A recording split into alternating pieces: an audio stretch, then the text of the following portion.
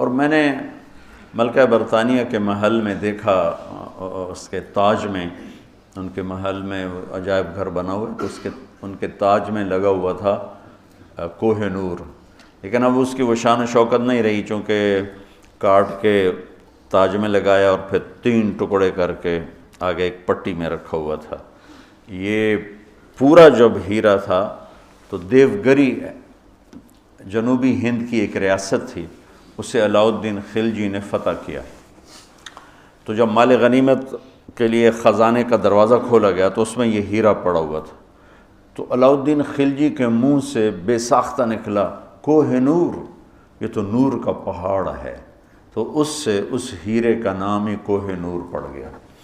تو پھر جب انگریزوں نے فتح کیا ہندوستان کو تو پھر ملکہ برطانیہ کے لیے اسے جہاز کے ذریعے سے وہاں لندن پہنچا دیا گیا۔ یہ دنیا کا سب سے بڑا ہیرا تھا، ہو سکتا ہے اب اس سے بڑے ہوں۔